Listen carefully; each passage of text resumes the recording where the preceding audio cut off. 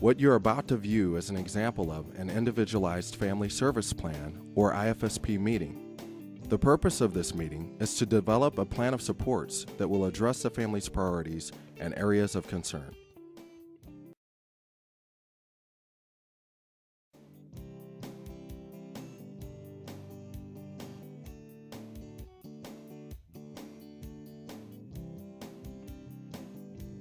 So we want to talk a little bit more about Bree and her skills. And this part of the IFSP that we're going to do is called the Levels of Development. And so we'll kind of go through and I'll document what's being said by each of the therapists to kind of chime in about her development. And also I wanted to recap and make sure that you had no concerns about her hearing or vision at this time. No, we had hearing test and everything was fine. Okay, so. Okay. All right. Now we will take a look at the discussion that occurs around levels of development. This discussion is a free-flowing conversation amongst all of the team members that should begin with the family priorities. The levels of development is the part of the IFSP document that captures a child's skills and strengths the day the IFSP is developed. The areas of development that are looked at include cognitive, communication, motor, self-help, adaptive, and social-emotional. Present levels of development include both qualitative and quantitative information that is shared amongst the team. Facilitated discussion around the different areas of development occurs in a variety of ways. Notice how the team members in this video equally participate and contribute something to each area of development.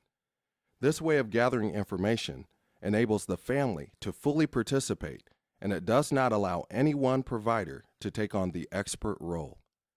The service coordinator has a responsibility to facilitate the discussion and document the information gathered.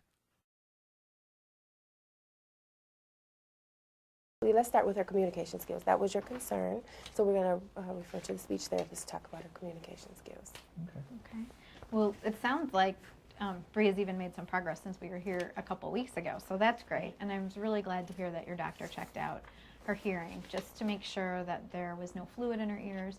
I didn't necessarily think that she had a hearing loss, but it's always good just to check it out and rule it out to make sure that that's not impacting the way she's hearing words in her environment.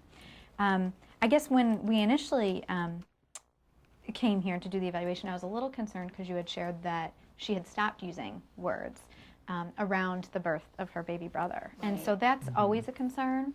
But one of the things I wanted to highlight is that the way that she understood things when we were here was great. It was right on. She seemed to really understand lots of words that were being said. She was able to follow really simple directions. And so I thought that was really nice. I also thought that in terms of the way that she expresses herself and communicates her needs, she really isn't using a lot of sounds and words, so I agree with you. That is definitely a concern. But what I wanted to highlight was just how well she is able to communicate her needs, especially with you guys.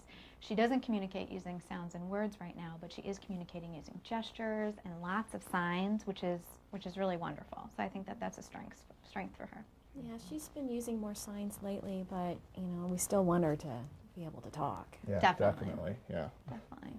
And I also didn't have any concerns in terms of her ability to understand what was being said. As Susan indicated, she followed directions very easily, and she was able to identify body parts when I asked her to. So I have no concerns with her comprehension. She was very fun to be with. Yeah. One of the things that I did want to draw your attention to, because I know you guys have copies of the reports, is that in my report, it does show that she has over a 50% delay in her expressive communication. And that can be kind of a scary number to look at. What I wanted to say, though, is that it may be a little bit of an underestimate of what her skills actually are, because my test really does look at expressive communication specifically in what she's verbally saying, the sound she's making, and the words that she's actually using. In Bree's case, though, she is able to communicate using signs and gestures and lead you guys to things.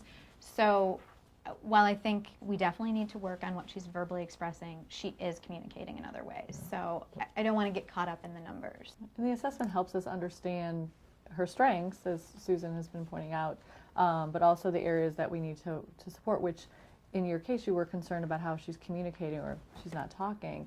And this really kind of highlights your concern. It says, yes, we do have a concern in that area. And when I saw her, I was really amazed. Though she's not using words, her signs are sharing information, what she wants to know, but great eye contact, great intent, which is really nice because she's interested in her world around her. So that makes it supportive to the work that we're going to share with you as we help you help Bree. I want to go back to the 50%. Does that mean like she's like half of where she's supposed to be, or? No, it really just means, you know, her age at the time that we evaluated her was 25 months. And so she was showing us skills in terms of the way she verbally expresses herself, like a 12 to 13-month-old. Okay. And that was based on both what I saw during the evaluation as well as what you guys reported to me. The thing that, you know, concerned me most was the fact that she had skills and she sort of lost them. So I think Bree was really kind of trying to tell us something. I think she may have been experiencing a little bit of stress around the new baby coming, and so she kind of started to sort of withdraw a little bit into herself. The really nice thing that I really do want to make sure that we don't forget is just how much she still is communicating with all of us. And so, yeah, so her skills are at like the 12 to 13 month in terms of what she's saying, but all of her other skills in terms of communication, in terms of her understanding and comprehension, is right at where she should be, age appropriate. And remember, that was, I think you had told me that was the first time you had left Bree when you went to have the baby. And so coming back, it was really different for her, and she's really aware of her environment. And then for you to go, and then when you came back, I'm sure with the new baby, it was a little trying for her. And we tried to prepare, you know, but how do you prepare a 2-year-old? Remember, don't get hooked on the numbers. Assessment is just a point in time. Early intervention will focus on a child's strengths, and the IFSP team works together to develop a plan to build on strengths that are already present.